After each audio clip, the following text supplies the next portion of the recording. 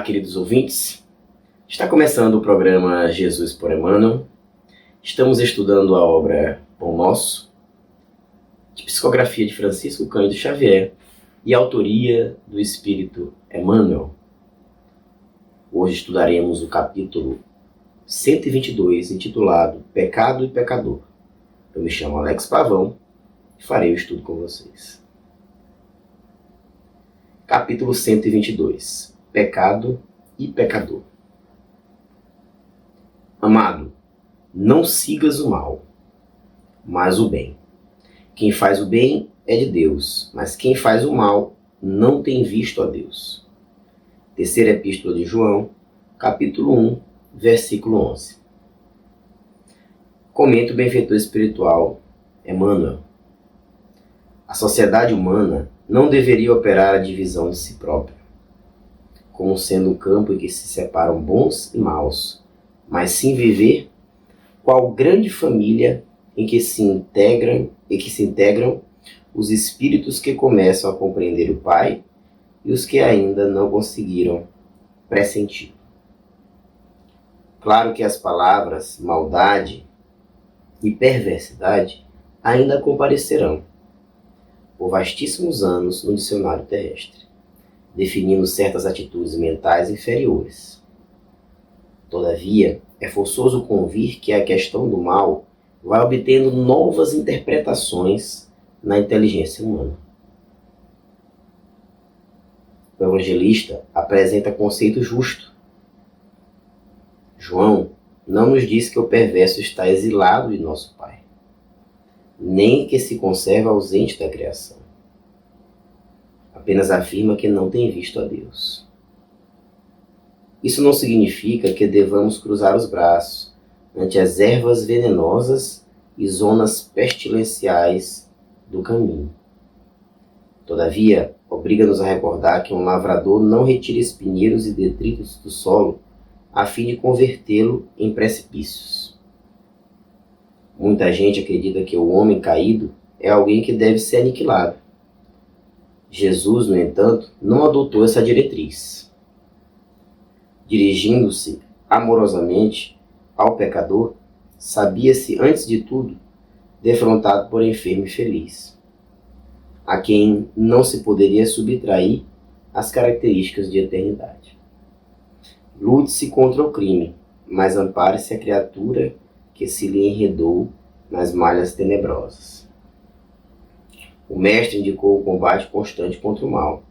Contudo, aguarda a fraternidade legítima entre os homens por marco sublime do reino celeste.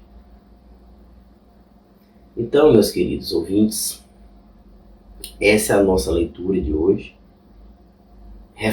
onde o benfeitor espiritual Emmanuel reflete sobre esse versículo 11 do capítulo 1 da terceira epístola de João, onde João nos orienta a não seguirmos o mal, mas o bem, a fazermos o bem, pois esse provém de Deus, e não o mal, pois esse é fruto dos equívocos humanos, é fruto dos excessos, é fruto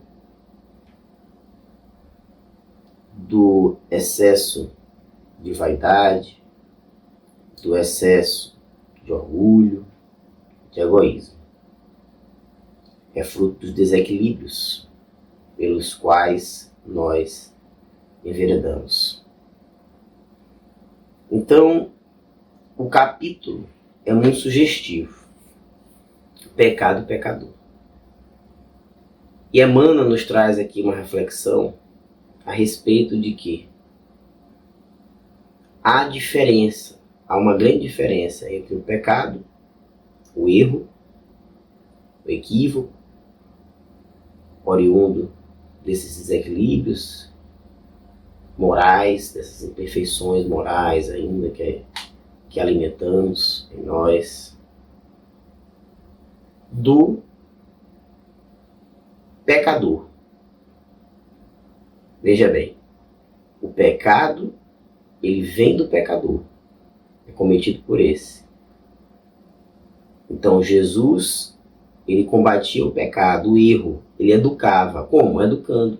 Quando chegava alguém na frente dele, uma pessoa enferma, enferma da alma, não só enfermo físico, que também é um reflexo da alma adoecida, mas o enfermo da alma, ele ali via a oportunidade de educar, combater o equívoco, educando. Um exemplo, os fariseus, né, os sacerdotes, doutores da lei da época, né, pessoas que ocupavam um cargo que tinham grande influência na população da época e por isso mesmo grande responsabilidade. E o Cristo muitas vezes foi bem contundente em relação a essas pessoas, em relação às suas condutas. Quando chama, por exemplo, de raça de víboras, são os fariseus de raça de víboras, de sepulcros branqueados ou caiados, são ali limpos por fora, usavam túnicas bem bonitas, túnicas limpinhas, mas por dentro podres. Então ele estava ali combatendo o pecado, combatendo a hipocrisia, né, que era muito comum entre os fariseus, combatendo justamente esse equívoco, oriundo do que? Do orgulho, da vaidade, né? Então ele estava ali educando quando era contundente em relação a essa classe, os fariseus. Mas em nenhum momento a gente vê ele condenando o pecador, nem os fariseus. Em nenhum momento a gente vê ele execrando um fariseu, execrando qualquer outro enfermo que apareceu, que teve contato com ele aqui na Terra, esse plano carnal da Terra. Então essa é a grande lição desse capítulo, pecado e pecador, né? Por isso que João fala muito bem, quem faz o bem é de Deus, mas quem faz o mal não tem visto a Deus. Então João não fala quem faz o mal não é de Deus, não tem visto, não tem compreendido, por isso ainda anda ali praticando condutas, né, contrárias à lei da caridade, à lei do amor. Por isso não tem visto Deus, porque não compreendeu ainda, não consegue ainda vivenciar a lei do amor, né? E chama a atenção aqui uma comparação de Emmanuel, quando ele fala o seguinte, olha, que não é quando a gente vai se defrontar com alguém cometendo equívoco, sendo injusta, uma pessoa sendo injusta, uma pessoa cometendo atos desleais em relação a outras, que a gente vai ficar de braços cruzados. Não, é o que ele diz. Ante as ervas venenosas e zonas pestilenciais do caminho, não devemos ficar de braços cruzados. Todavia, obriga-nos a recordar que um lavrador não retira espinheiros e detritos do solo, a fim de convertê-lo em precipícios. Olha que coisa interessante. Então, o lavrador não retira espinheiros do solo, não retira detritos, sujeiras ali do solo, a fim de converter o solo em precipício. Não, ele tira a sujeira, tira o espinheiro do solo, para que esse solo possa produzir, dar frutos, para que a semente possa se desenvolver, né, e vir a dar frutos. Olha que coisa interessante, né? Ele faz a comparação com o lavrador. Mesma coisa Jesus em relação a gente, combate o pecado e não o pecador. Então nós, quando nos defrontarmos com situações contrárias à lei do amor, devemos nos posicionar, mas não execrando o irmão, como infelizmente temos visto muito na nossa sociedade. Pessoas em equívoco, né?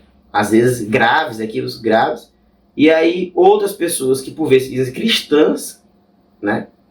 Pessoas que se dizem cristãs, execrando, condenando, crucificando moralmente aquela pessoa. Por vezes até fisicamente, né? Casos de violência física, quando chega a questão da violência física. Então, isso é não saber distinguir, não compreender essa passagem de João e não compreender o ensinamento de Jesus, né? Quando tem a mulher adúltera lá que procura ele, que as pessoas iam atirar a pedra nela, que é o clássico exemplo, quando ele começa a escrever ali no chão os erros comuns aos seres humanos, os pecados, e aquelas pessoas começam a ver aquilo, começam a se identificar, ele pergunta: quem não tem pecado que atire a primeira pedra, né? E aí todo mundo joga a pedra no chão e vai embora. E ele fala para ela: alguém te condenou? Né? Aí ele fala: eu também não te condeno.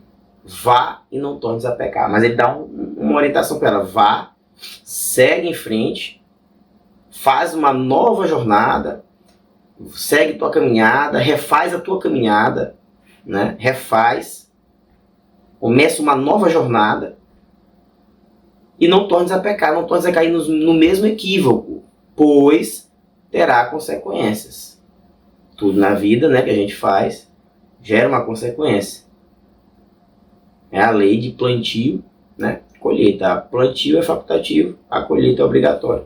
Então esse é um clássico exemplo, onde ele distingue o pecado, ele alerta ela para não cair de novo em erro, que é o pecado, não tornes a pecar, mas não a condena. Né? Pelo contrário, fala para ela ir, né? Trilhar uma nova jornada e ser, né, feliz, construir esse reino dos céus em si próprio.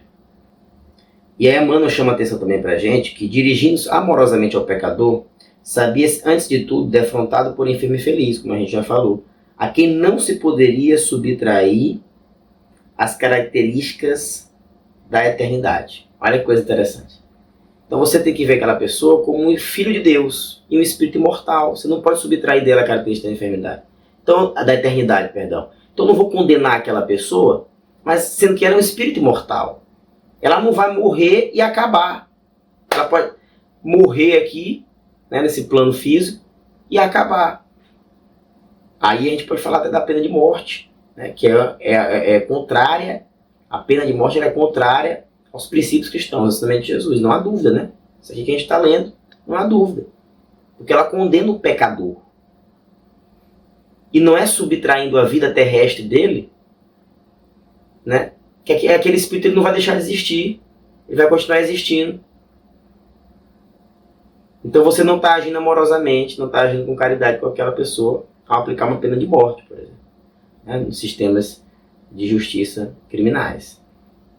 Então, na própria justiça criminal, né, por exemplo, no nosso direito brasileiro, nós temos uma das funções da pena é a ressocialização, onde o preso vai, nem sempre aqui se tem condições, né, estruturas adequadas nos presídios, mas uma das funções da pena é a ressocialização, buscar que o preso, através de mecanismos que a lei nos traz, para que ele possa ressocializar ali, quando sair do presídio, possa sair com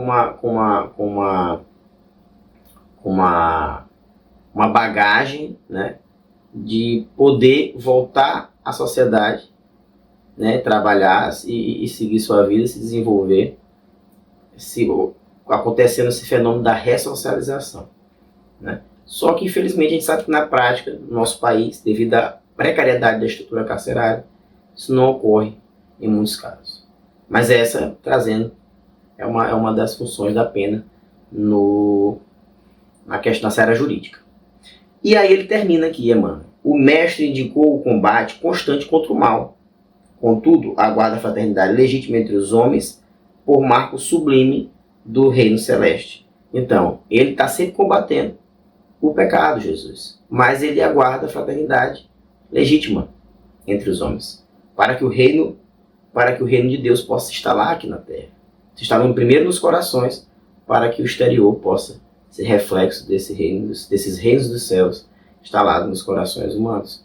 Então, até a nossa própria lei, como eu falei, já avançou no sentido de ter essa previsão, de ter como uma das funções da pena a ressocialização.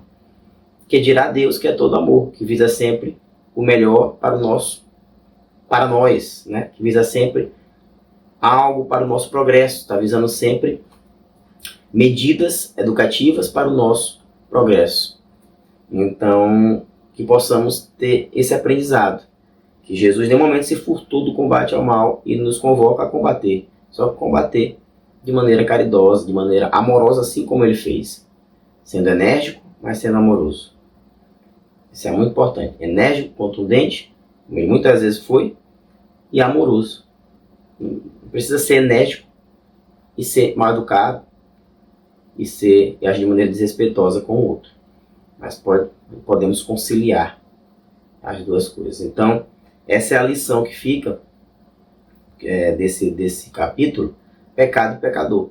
Que possamos olhar a pessoa que está errando, saber que nós também somos passíveis de erro e saber que ali tem um espírito mortal assim como nós, que não devemos execrá-lo, não devemos condená-lo, porque é um filho de Deus como nós somos também, e que devemos combater o pecado de maneira enérgica, contundente e amorosa.